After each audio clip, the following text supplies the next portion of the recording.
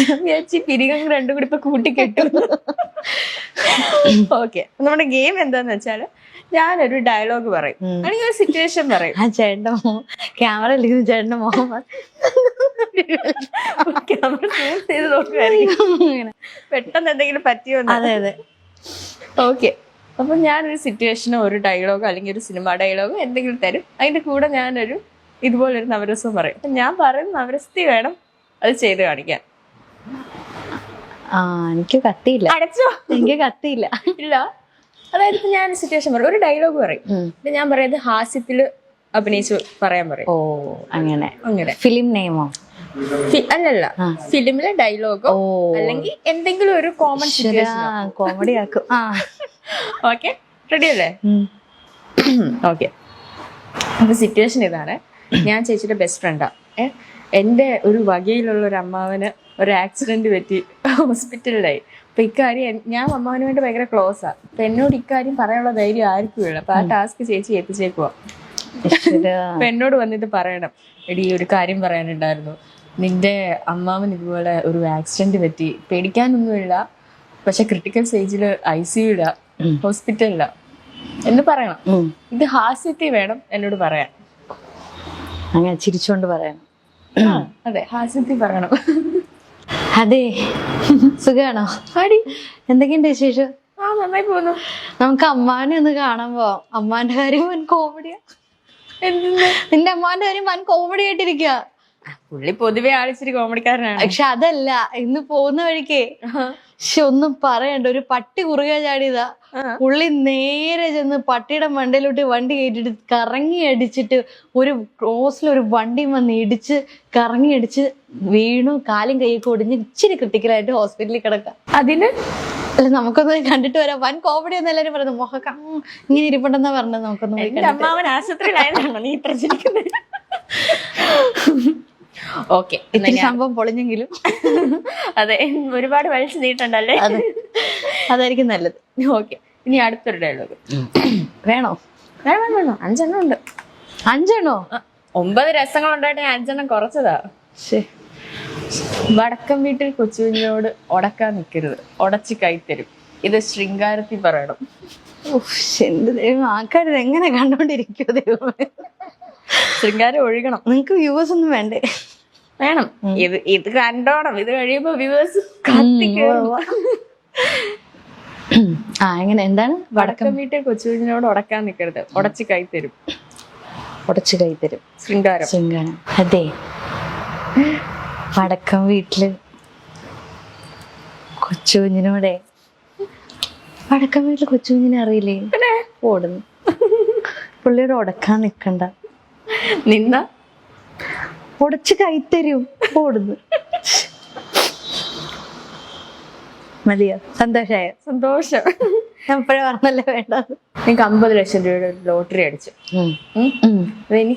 അത് നിങ്ങളുടെ ഫ്രണ്ടായിട്ടുള്ള എനിക്ക് നിങ്ങൾ ഗിഫ്റ്റ് തരാൻ പോവാ. അത് രൗദ്രത്തിൽ പറയണം. എനിക്ക് 50 ലക്ഷം രൂപയുടെ ലോട്ടറി അടിച്ചിട്ടുണ്ട്. വേണോ? എനിക്ക് 50 ലക്ഷം രൂപയുടെ ലോട്ടറി അടിച്ചിട്ടുണ്ട്. വേണമെങ്കിൽ വന്ന് എടുത്തിട്ട് പോട്ടു.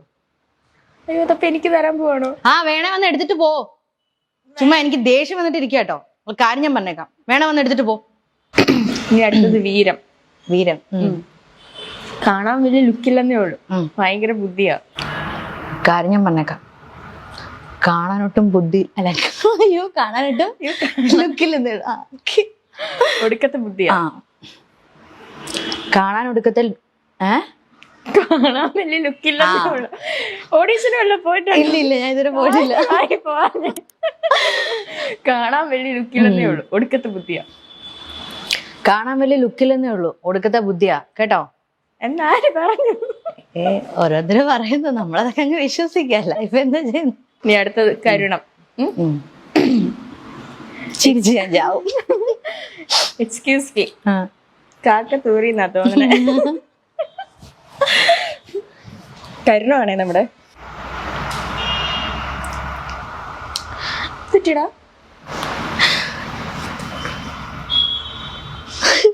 എന്താടാ നീ പറക്കണോ? ഞാൻ മോനെ കാര്യം പറ, എന്ത് പറ്റി? കാക്ക ചത്തുപോയോ? കാക്ക തൂറിയതാ തോന്നുന്നു. അയ്യോ എന്റെ മോനെ, നിനക്ക് ഇങ്ങനെ വന്നല്ലോ. എനിക്കറിയണ്ട. എന്നോട് എല്ലാരും ക്ഷമിക്കണം, ഞാൻ വിനീതമായിട്ട് അഭ്യർത്ഥിക്കുന്നു. എങ്ങനെ ഉണ്ടായിരുന്നു ഗെയിം? ഇഷ്ടപ്പെട്ടോ? നന്നായിരുന്നു. നല്ലായിരുന്നോ? അടിപൊളിയായിരുന്നു. ഓക്കെ, അപ്പൊ നമ്മളിപ്പോ ഒരു അടിപൊളി ഗെയിം ഒക്കെ കളിച്ചിട്ടിരിക്കുകയാണ്. സന്തോഷായോ? സന്തോഷായി. ഞാൻ അത് ചോദിക്കേണ്ടത് സന്തോഷായോ? എനിക്ക് സന്തോഷായി. ഇഷ്ടായോ? അവർക്ക് എന്തായി കാണും എന്തോ. ഇത് റിലീസ് ചെയ്യുമ്പോഴായിരിക്കും. അതെ അതെ അതെ, ഇഷ്ടംപോലെ കമന്റ്സ് കിട്ടും. പോരട്ടെ. അപ്പം ഇപ്പം ഡാൻസർ ആണല്ലോ. ഒരു ഡാൻസർ ആയിട്ടാണോ അതോ ഒരു ആക്ട്രസ് ആയിട്ട് ആണോ അറിയപ്പെടാൻ ഏറ്റവും ആഗ്രഹിക്കുന്നത്? അത് അങ്ങനെ ചോദിച്ചാൽ വലിയ പ്രശ്നമാണ്. രണ്ടും ഇഷ്ടമാണ്. രണ്ടും ഇഷ്ടമാണ്. നമ്മുടെ ശോഭന ചേച്ചിയൊക്കെ പോലെ ആക്ട്രസ് കം ഡാൻസർ അങ്ങനെ. ഓ, ഇഷ്ടപ്പെട്ടു കേട്ടോ. അത് ഭയങ്കര ഇഷ്ടമാണ്. പിന്നെ എല്ലാം ദൈവത്തിന്റെ അനുഗ്രഹം പോലെ. ഇപ്പം ഡാൻസ് തന്നെയായാലും കുഴപ്പമില്ല, നമുക്കൊന്നും പറയാൻ പറ്റത്തില്ല. നമുക്ക് ഈ ഫീൽഡിൽ നമുക്ക് എത്ര നാൾ നിൽക്കാൻ പറ്റുമെന്നോ അല്ലെങ്കിൽ നമുക്ക് എത്ര നല്ല ക്യാരക്ടേഴ്സ് ചെയ്യാൻ പറ്റും എന്നൊന്നും അറിയാൻ പറ്റില്ല. പിന്നെ ഡാൻസ് ആകുമ്പം അത് നമ്മളാണല്ലോ തീരുമാനിക്കുക ഇപ്പം എത്ര നാൾ വേണം എങ്ങനെയാണെന്നൊക്കെ. ദൈവം സഹായിച്ച ഒരു കുഴപ്പമില്ലാതിരിക്കുകയാണെങ്കിൽ ഡാൻസ് മാത്രമായാലും കുഴപ്പമില്ല. നല്ല വർക്ക് കിട്ടിയാലും കുഴപ്പമില്ല. ഞാൻ എല്ലാത്തിലും ഹാപ്പിയാണ്. എല്ലാത്തിലും ഹാപ്പിയാണ്. അങ്ങനെ ഇന്ന ഒരു നിശ്ചിതമായിട്ടൊരു എയിം? ഓ, അങ്ങനെയൊന്നുമില്ല. അതൊരു ലക്ഷ്യമില്ലെന്ന്. ഓ, അപ്പൊ ഞാനൊരു ലക്ഷ്യമില്ലാത്തവളായിരുന്നല്ലേ? അതിപ്പോ മനസ്സിലായല്ലോ. മറ്റേ ഇന്ന് തന്നെ ഒരു ഭിത്തിയിൽ ഇങ്ങനെ എഴുതി വെക്കണം എയിം എന്ന് പറഞ്ഞിട്ട്. എനിക്ക് കിട്ടിയതൊന്നും അങ്ങനെ കിട്ടിയിട്ടുള്ള കാര്യങ്ങളല്ല. ഞാനിങ്ങനെ എയിം ചെയ്ത് അങ്ങനെ എടുത്തിട്ടുള്ള കാര്യങ്ങളൊന്നും അല്ല. അതൊക്കെ എങ്ങനെയൊക്കെയോ സംഭവിച്ചു പോയി. ഓക്കെ, ഈ ഫീൽഡിൽ ഏതെങ്കിലും ഒരു ഗോഡ് ഫാദർ ഉണ്ടോ ശരിക്കും? ലൈക്ക് എന്ത് കാര്യത്തിനും ഉപദേശം തരുന്ന, ഓടിച്ചെല്ലാൻ പറ്റുന്ന, ഹെൽപ്പ് വഹിക്കാൻ പറ്റുന്ന, റെക്കമെൻഡേഷൻസ് ചെയ്യുന്ന അങ്ങനെ ആരെങ്കിലും? അങ്ങനെ ഒരാളുടെ പേര് നമുക്ക് അങ്ങനെ പറയാൻ പറ്റിയ, എനിക്ക് ആദ്യമേ മുതലേ എൻ്റെ കൂടെ നിന്ന് എന്ത് ചെറിയ ചെറിയ കാര്യത്തിനായാലും പോലും ആദ്യമേ തന്നെ എപ്പോഴും കൂടെ നിന്ന് സപ്പോർട്ട് ചെയ്യുന്നത് അമ്മ അച്ഛനും തന്നെയാണ്. അത് ഞാൻ ഏത് വഴിക്ക് പോണ ആ വഴിക്ക് പോയാൽ അത് വേണ്ട, അത് തെറ്റാണെന്നൊന്നും ഇത് വഴിക്ക് പൊക്കോ അങ്ങനെ പറഞ്ഞ് അതായിരിക്കും നല്ലതെന്നൊക്കെ പറഞ്ഞു വിടുന്നത് അവർ തന്നെയാണ്. പിന്നെ നമ്മുടെ കൂടെ വർക്ക് ചെയ്യുന്നവരൊക്കെ ഇപ്പം എന്തെങ്കിലും ഇങ്ങനെ ഒരു ക്യാരക്ടർ വന്നിട്ടുണ്ടോ, ചെയ്യണോ, ഒക്കെ ആണോ എന്നൊക്കെ ആരോടെങ്കിലും ചോദിച്ചാൽ അങ്ങനെ പറഞ്ഞു തരുന്ന ഒരുപാട് ഫ്രണ്ട്സ് ഒക്കെ ഉണ്ട്. ഓക്കെ, ഇപ്പം അച്ഛൻ ആർട്ടിസ്റ്റ് ആണെന്ന് പറഞ്ഞു. ഈ അമ്മയ്ക്കും അനിയനും ഒക്കെയുള്ള ടാലൻസ് എന്തൊക്കെയാ? അമ്മയ്ക്ക് എന്റെ പുറകെ ഇങ്ങനെ നടന്ന്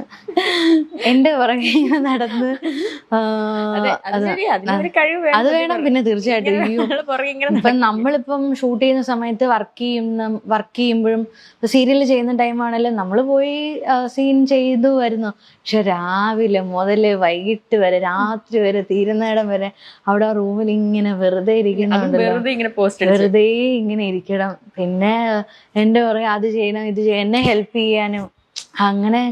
അത് ഭയങ്കര ഒരു വലിയ പാടാണ് കേട്ടോ, രാവിലെ മുതൽ ഇങ്ങനെ ഇരുന്ന്. അത് വലിയ പാടാണ്. ഞാൻ ഒരുപാട് അമ്മമാരെ അതുപോലെ കണ്ടിട്ടുണ്ട്. നമ്മുടെ ഇൻഡസ്ട്രിയിലെ ഒരുപാട് ആർട്ടിസ്റ്റുകളുടെ അമ്മമാർ ഇങ്ങനെ കൂടെ ഇരുന്ന് രാവിലെ മുതൽ രാത്രി വരെ ഇരിക്കുക. അത് കുറച്ച് പാടാണ് കേട്ടോ. ശരിക്കും അവർക്കൊരു അസോസിയേഷൻ തുടങ്ങണം. അത് വേണം. മോഡേൺ ഡ്രസ്സസ് ആണോ അതോ നാടൻ വേഷങ്ങളാണോ കൂടുതൽ ഇഷ്ടം? എനിക്ക് കൂടുതൽ ഇഷ്ടം നാടൻ വേഷങ്ങളാണ്. അതിലാണ് ഞാനിങ്ങനെ എപ്പോഴും കംഫോർട്ടാണ്.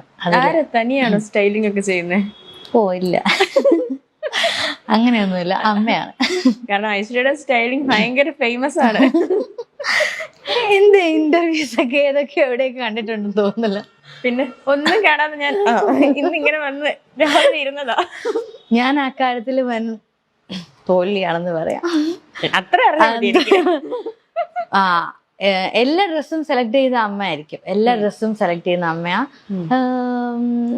പിന്നെ ഞാൻ തന്നെ ഇടുന്നതൊക്കെ എന്തെങ്കിലും ഇട്ട് കഴിഞ്ഞാൽ അതൊക്കെ ഇതെന്ത് വേഷം എന്നായിരിക്കും എല്ലാവരും മിക്കവരും ചോദിക്കുന്നത്. പിന്നെ അങ്ങനെ വലിയൊരു ടാസ്ക് എടുക്കാൻ പോകാറില്ല. അമ്മ എടുത്തോ, ഞാനിടാം, ഇത്രേ ഉള്ളൂ. ഇപ്പൊ ഒരുപാട് ഡ്രസ്സുകളും കാര്യങ്ങളും അങ്ങനെയൊക്കെ ഉണ്ട്.